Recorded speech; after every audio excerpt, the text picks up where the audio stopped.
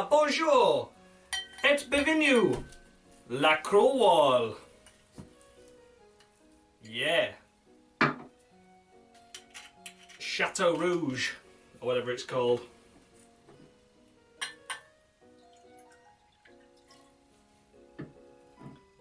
La don't drink, la drive. Oh. Oh. C'est bon, c'est là, et maxi tampon, le baguette.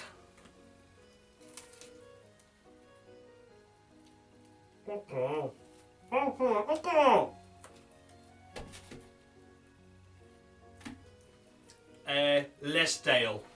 Right, hi guys, and welcome back to the Crawl Wall from the French Grand Prix. And yeah, an eventful start this weekend, I'm sure we'll all agree. A lot of things kicking off, and then from there the pace kind of slowed it down, and it was pretty much down to pit stop strategies and what time the teams decided to pit the drivers, which really gave a decent outcome, or a not so decent outcome, to their drivers' performance. So, of course, to kick things off, it is Lewis Hamilton. Pretty much dominated the weekend, really. Fastest in both practice sessions. The third practice session was a washout, so we didn't bother. And then pole in qualifying and led pretty much every lap, apart from those couple of laps that Kimi was out there. But yeah, dominated the weekend, really did Lewis. Didn't put a wheel wrong. Avoided the chaos that Vettel tried to cause behind, so pretty sure he was aiming for Hamilton but missed. Oh dear. But yeah, not all in all, a great race weekend for Hamilton. Did a really solid job. Won the race. Like I said, it was flawless from him. He didn't even moan either, which is unlike him. So for that reason, I'm going to score him a full 10 points. I think that fully deserved there. Full 10 points for Lewis Hamilton. So well done to him. Like I said, not much moaning. Always gives him bonus points for not much moaning. So yeah, 10 points. Keep it up, Lewis. Don't cry like a little bitch. Next up is Max Verstappen, P2 for the Red Bulls, benefiting heavily from the clash between Vettel and, of course, Bottas at the start, and drove a solid race. He's proving his haters wrong now, at last. You know, Canada was a step forward. Here's another step forward. A solid P2 effort, out-racing his teammate. Both Red Bulls qualified P4 and 5, both out-qualifying a Ferrari, so decent effort there as well. And yeah, Verstappen, again, pretty much P2 all race after that contact at the start. So a great result by Max. It was pretty much perfect, to be honest. I'm really chuffed with him and how he's come along. I mean, you know, he didn't do too well at the start, did he? But he's getting there now. So hopefully we've got rid of all these stupid issues and all these silly little stupid manoeuvres that he likes to pull, and he's decided that enough's enough, I need to calm down now. So I said Monaco would be the turning point, and so far I've been proven right. So for that reason, Verstappen, a solid race, no problems, no issues. Yeah, good weekend really. Not a perfect 10, but I'm going to give you another 9 points.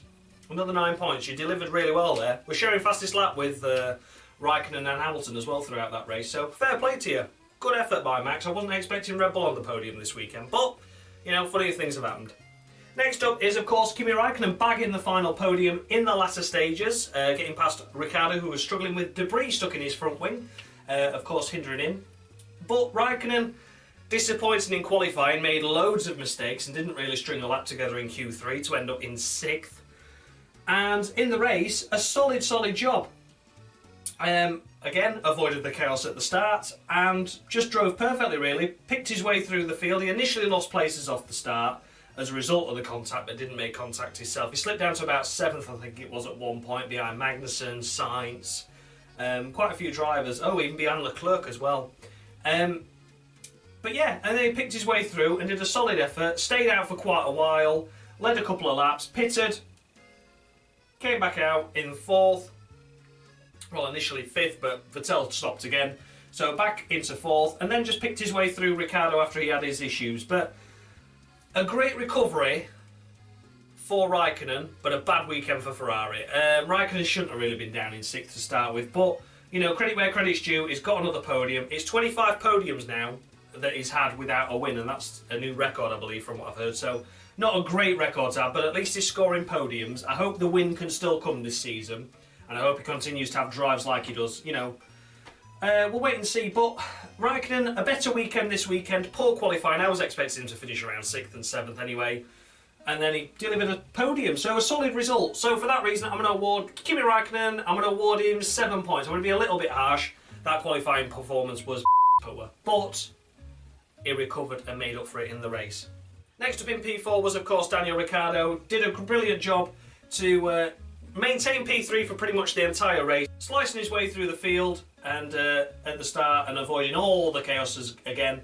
And yeah, ended up P4 in the end. A bit of wing or something, some sort of part of another vehicle ended up in his front wing and caused, of course, a loss of downforce, so therefore he was struggling in the turns. But a solid weekend. Okay, yeah, I was outraced by Verstappen technically, but, you know, things like bits stuck in your front wing, especially when there's debris flying all over in those early laps, you can't really help it. You're going to pick it up at some point. So, for that reason, a decent race by Ricciardo, and I'm going to score him 8 points. I think that was a solid weekend. Solid qualifying as well, P4, P5, as I mentioned, for the 2 Red Bulls. So, we're getting there. There's progress. It's good.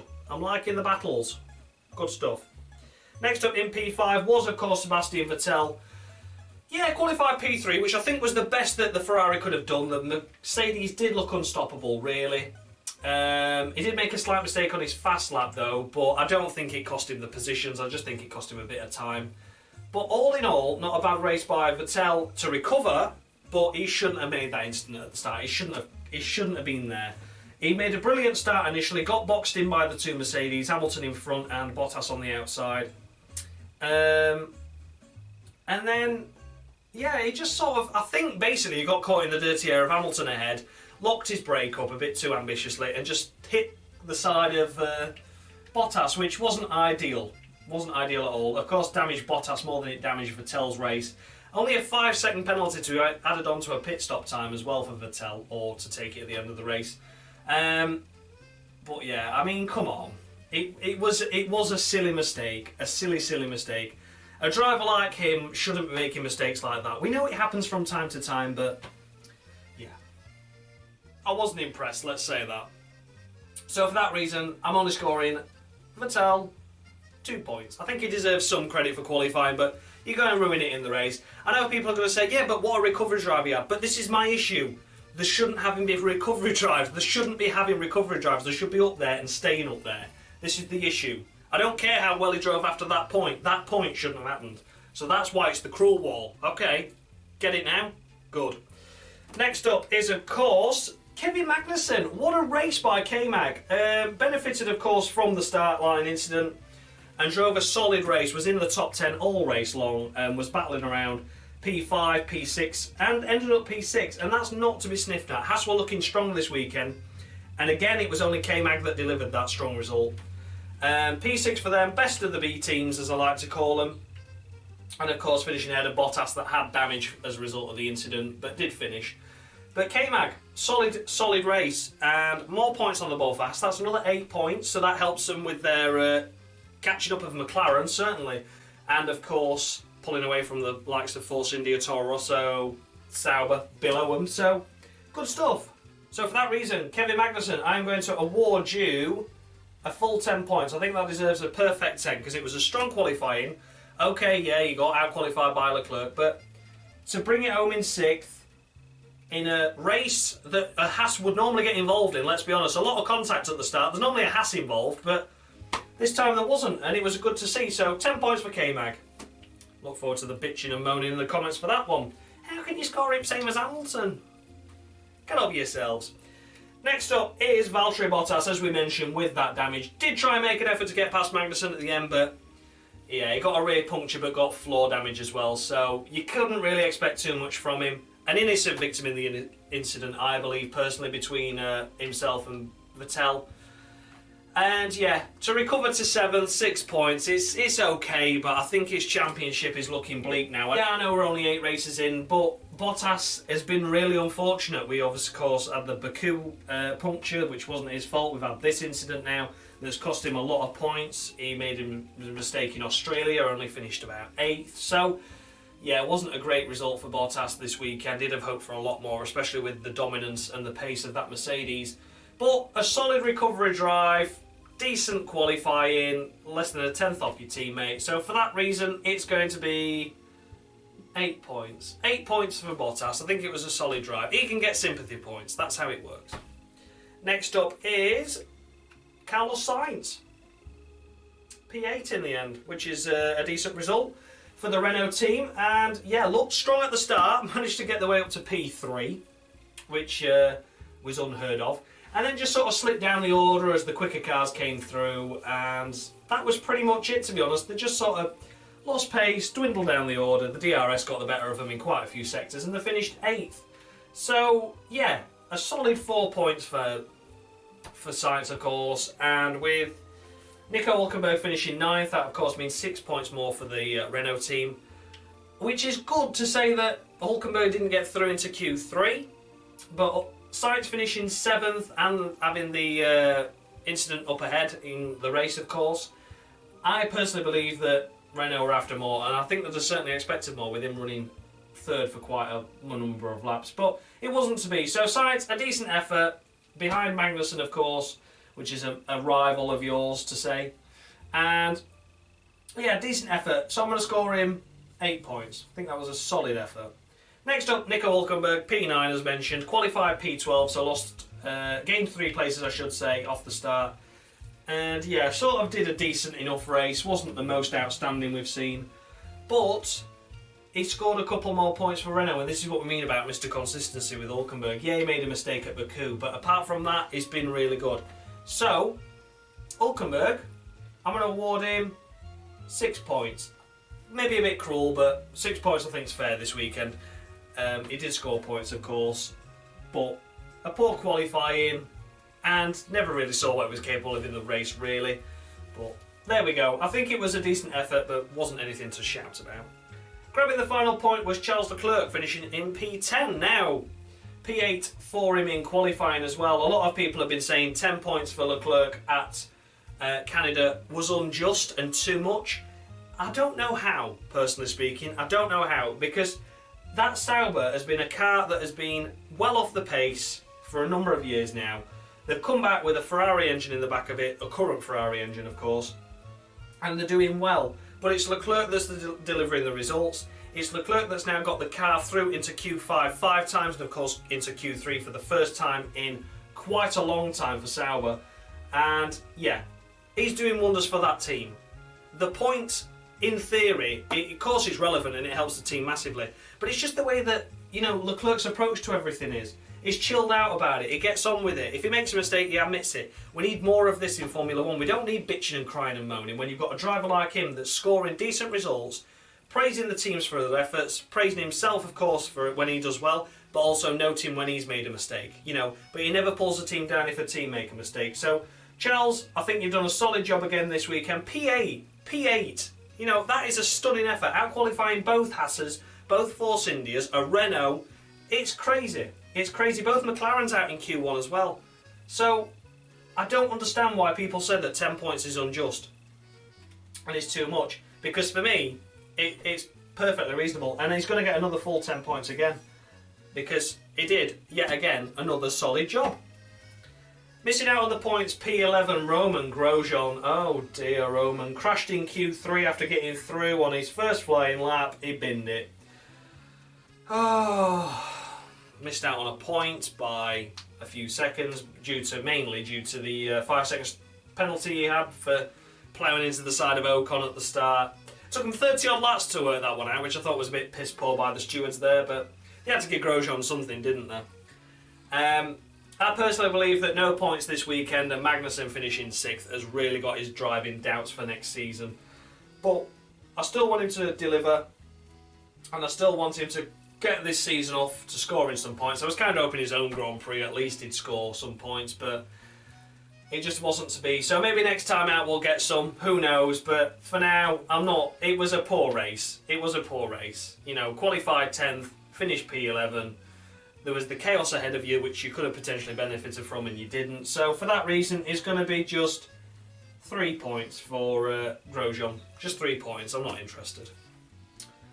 Next up was Stoffel Vandoorne finishing P12, the best of the McLarens, and what a shite race for them this weekend. Both out in Q1, I think it was Alonso 16th, Vandoorne 18th if I remember rightly. And yeah, Absolutely terrible performance. In the race, there wasn't even running in the points at any stage, I don't think. Maybe just with strategies, you know, pitting late. I think Vandoorne got up to about 9th or something. But in the end, finished P12, which is nothing to shout home about, of course. And he made an extra pit stop. I think he had 2 pit stops in Vandoorne. I know Alonso certainly did anyway. But yeah, 3 races in a row now that it has been nil points for McLaren. And yeah, what can I say? Vandoorne, a poor race. Okay, he outraced Alonso, but the first time this season that I can bring to mind, at least anyway. But it's nothing to shout home about when you're not scoring the points. So Vandoorne, I'm unimpressed. I'm unimpressed with McLaren, really. I think it was a McLaren issue this weekend as opposed to a driver issue. But I'm just expecting more from all of them. It's like Williams. I'm just expecting more now. You know, you've made your mouth about, oh, we're getting rid of Honda. We're going to be brilliant. We've got the best chassis on the grid. You've had 3 non-point scores in a row now. So it's piss poor. So Vandoorne, I'm only going to score you 2 points. 2 points for Vandoorne as my pen's running out again. Bloody hell. Next up in P13 is Marcus Ericsson, and shown up really by his teammate this weekend again. Had a crash in practice 1, which wasn't ideal. Set the car alight, which was a decent effort. Crashing at Paul Ricard's been a very good effort, and Ericsson and Grosjean found the wall together. Also have a bit of a tiff and a taff in the pit lane. So, you know, they're finding each other again, and they're finding the walls where no other driver simply does. So good effort by them. But yeah, Ericsson qualified P15 in the end and finished P13. He was sort of running around 11th after the incidents that unfolded at the start of the race, but couldn't benefit from them and ended up P13. It's a solid result for a Sauber, but it's not a spectacular result. You know, Ericsson was 3 places behind Leclerc, and he scored a point. So, you know, I think Ericsson needs to just deliver those points paying potential that he had at the start of this year. You know, he's finished 11th a lot of times as well, I fully understand that, but 13th this weekend just wasn't good enough. So for that reason, I'm going to score him just 4 points, slightly below average. Next up was Brendan Hartley, finishing P14. Gained 6 places, of course, starting well at the back due to an engine change unrelated to him. Wasn't his fault at all. Just usual Hartley bad luck. But only finishing P14 in the end was a bit disappointing. I know it's a Honda engine, we're in long straights and things, but again, I maybe expected around P12, somewhere around there. But P14 is not a bad effort, gaining 6 places, but we had a lot of retirements. We had 3 in the end, but, you know, I just expected more. I mean, he finished ahead of Alonso, which is worth noting, but apart from that, it was just Sergei Sorokin, a stranded Williams, and the retired cars. So wasn't really anything to shout home about for Hartley. I do want to see him complete the end of the season at least. But yeah, I think Hartley, all in all, it's going to be just 5 points, the middle of the road 5. The heat is getting that hot in here that I'm starting to sweat my tits off and the pen's running out. Wonderful. Next up, as mentioned, was Sergei Sorokin, and yeah, finished ahead of his teammate. Both failed really to qualify, 18th and 19th, so it didn't really matter which way round they were. Not that I care anyway. And yeah, I don't know what to say anymore. Sorokin had a decent race though, to be fair. He got a time penalty for being too slow under the safety car, which, you know, living up to Williams' tradition there, I suppose. But Sorokin, apart from that, didn't really do too badly. He sort of fought Stroll quite well before Stroll fell off. And yeah, he was racing around there, getting a bit stuck in, getting a bit in the way though of blue flags and things, wasn't really moving out of the way too well. But all in all, not a bad race for Sorokin, but I'm only going to score him 4 points again, because there's just nothing happening, just nothing special from Williams, and it's just pissing me off, it's annoying me now. So there you go. Call me a hater all you like, but I'm starting to warm to Sorokin, admittedly. But what can I do? What can I score him when they're doing absolutely nothing to entertain us? Well, Stroll is trying his best, bless him, moaning like a bitch and then crashing, but there we go, we'll come to it in a sec.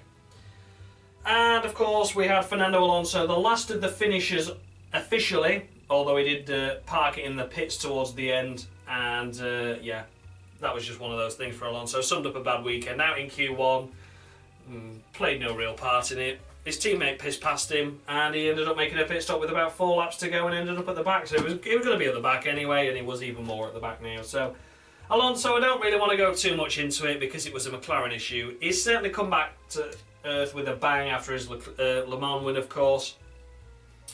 Yeah, after his Le Mans 24-hour win, he's back to DNFing or stopping before a race is finished and being nowhere near the points. So, unlucky, Alonso, but a piss-poor race. I'm going to score you... You can have 2 points as well, same as your teammate. I'm not interested. It was just poor. Just a poor race, really. Last of the finishers, or last of the classified finishers, of course, was Stroll, even though he did stop on track.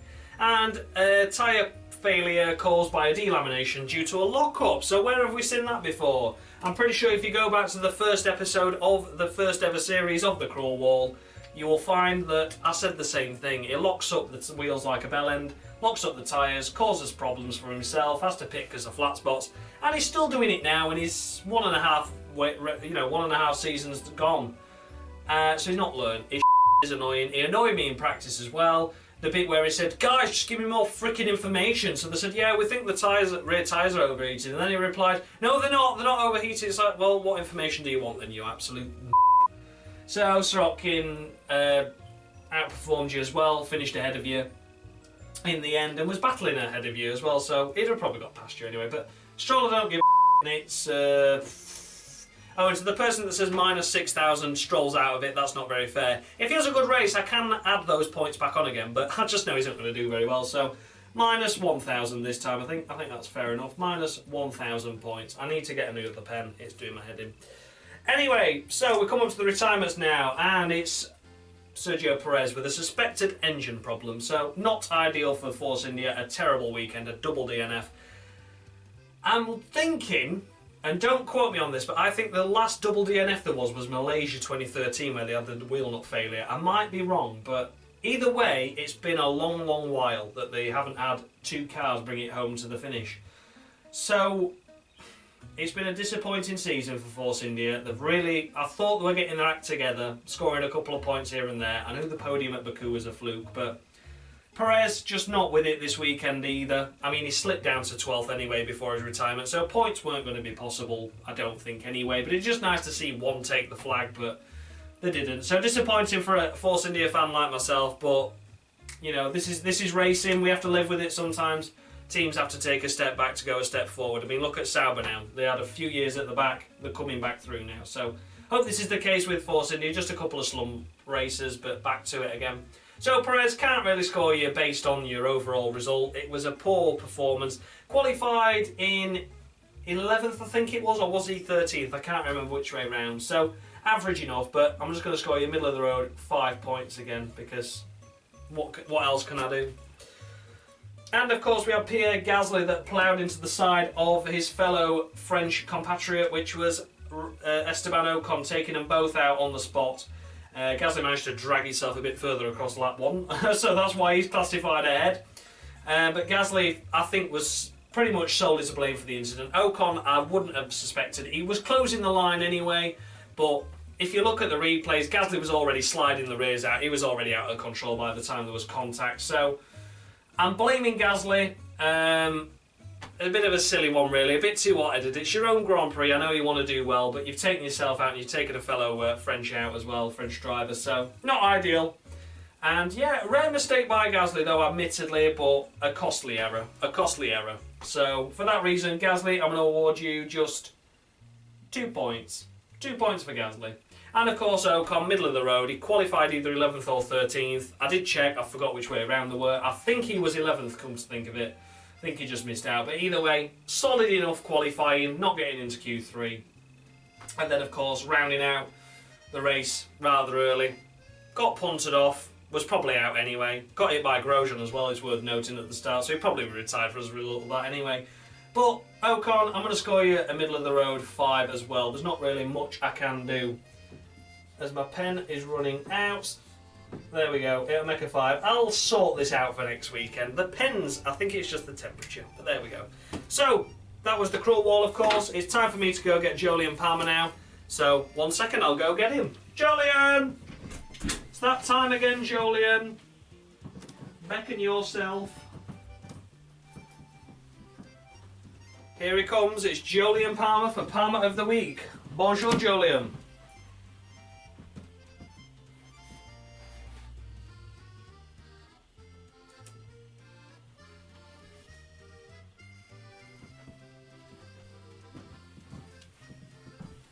Okay, so Jolyon Palmer has awarded Romain Grosjean Palmer of the Week.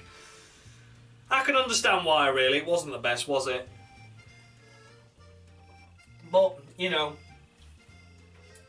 happens, I suppose. So, sorry Grosjean, your home Grand Prix, the only French finisher as well, that Grand Prix, and he gets Palmer of the Week, so bad race for the French drivers there. So, that's everything, guys. Thanks a lot for watching, and yeah, be sure to like, comment and subscribe, and leave your feedback down below. Was it too harsh, not harsh enough? As always, let me know, and I'll look forward to being a Hamilton-hating, Leclerc-loving, Stroll-monstering, Sirotkin bumming asshole. Yeah, thanks a lot for watching, guys. Much love.